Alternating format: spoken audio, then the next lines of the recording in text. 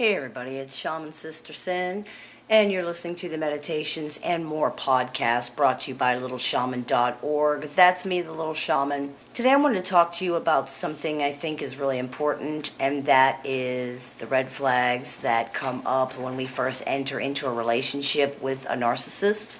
Too often people ignore these red flags. They go against their better judgment and overlook things, believing the narcissist's explanations and assuming that they themselves are simply jumping at shadows that aren't there. Most people will acknowledge that they knew something was wrong with the relationship and the person relatively quickly, usually within the first month or so that they were with them. It might not be something that seems like a huge deal at the time, but it set warning bells off. Those warning bells exist for a reason. They're trying to tell you that something's wrong, and they should not be ignored. You can call it God, you can call it psychic impression, you can call it intuition or instinct or your gut. You can call it whatever you want, but it all comes down to the same thing. Something is trying to tell you that there's a problem. Something is not right about this situation or this person.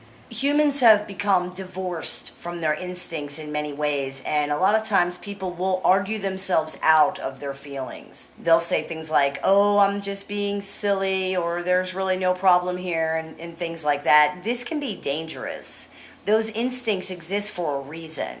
They have a very important purpose, and that purpose is to warn you when you're in danger. That's one of the things that the police will tell women whenever they give safety and self-defense courses. Listen to your instincts. If you feel that the guy sitting next to you at the bar is weird, then he probably is weird, so just stay away from him. Ted Bundy was thought of as a very good-looking man. He was very charming, he was funny, and he had a very smooth, superficial personality. A lot of women fell victim to him because of that, but there were also many women that he approached in bars and in parks and different places who said, yes, he was very good looking and yes, he was very nice, but there was just something about him that I didn't like. Those women are probably alive today because they listen to their instincts. And it's not just women, it's men too. Everyone has these instincts. Narcissists can be any gender, any race, any ethnicity, any sexual orientation, any age. It truly is an equal opportunity disorder. You cannot spot a narcissist based on what they look like. It's not possible. You have to listen to that little voice in your head that's trying to tell you that something's wrong here. Another thing we often see is that people will try to warn someone about their partner and the person does not listen.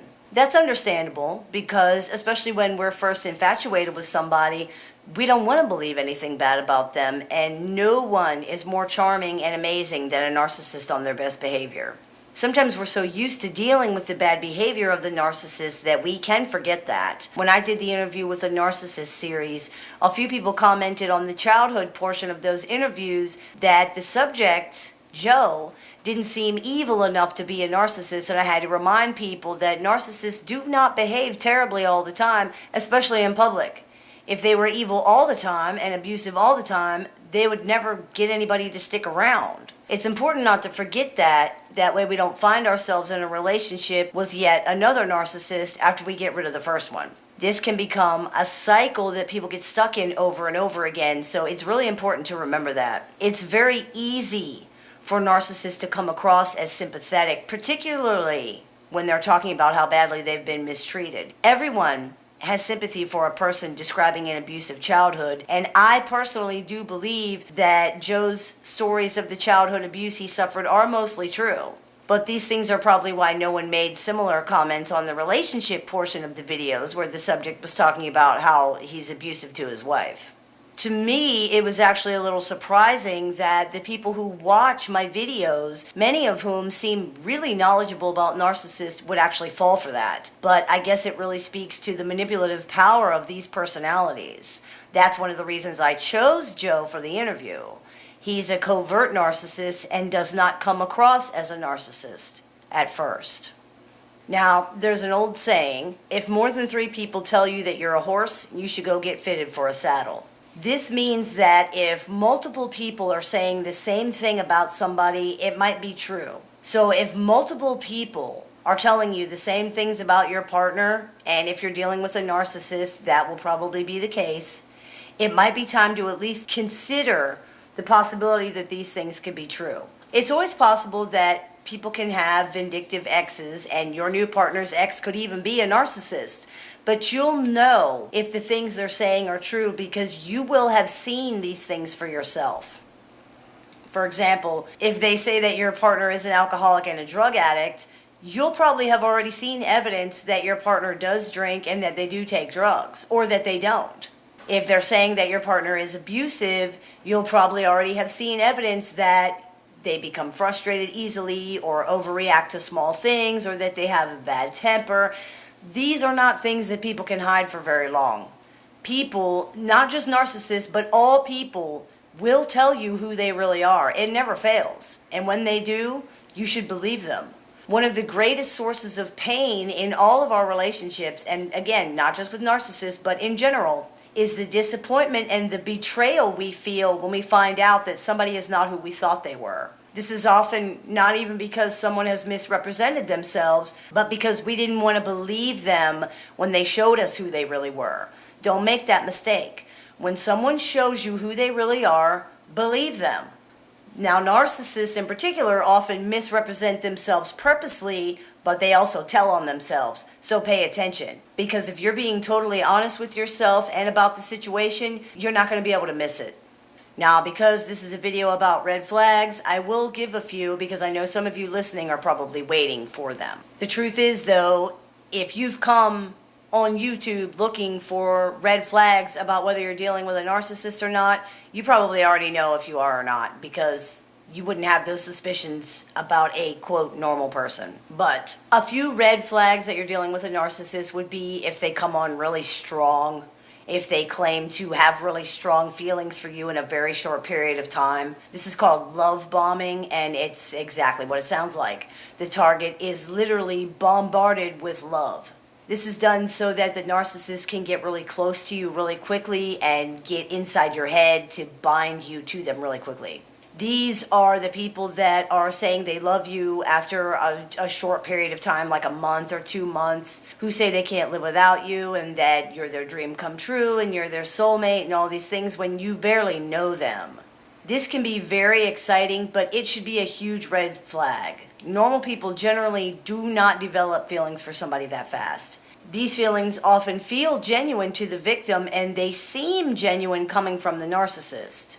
It is true that the narcissist is intoxicated and excited, but they are intoxicated and excited by the chase and the idea of conquest, not by the victim themselves. This is a really important distinction to make. When the chase is over and the conquest is complete, the victim themselves is usually not enough to hold the narcissist's attention.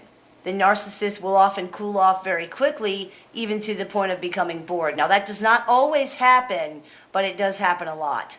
With covert narcissists, sometimes that will go a little differently. They become obsessed with people, and they are the type who often will turn into stalkers. But again, narcissists are just like everybody else. They're people too, and underneath of their disorder, they do have a personality, so it's not one size fits all. Another red flag would be if every single relationship this person has ever been in was an unfair situation where they were treated badly for no reason. They might say all their exes are psychos or whores or liars or cheaters or drug abusers. They often report that they don't know why their relationships ended, which should be a huge red flag in and of itself. These people have never done anything wrong. They're always a victim. There's no person on the planet who has a history like that.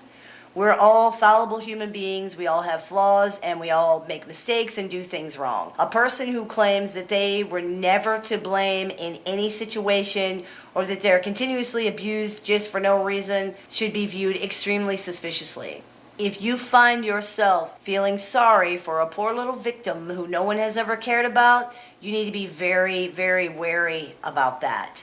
Other red flags would be things like stories that don't match up, being repeatedly caught in lies, even small lies or stupid lies about dumb things, making comments that seem odd or that are inappropriate, not seeming to understand that they're being rude or out of line, anger that is not proportionate to the situation.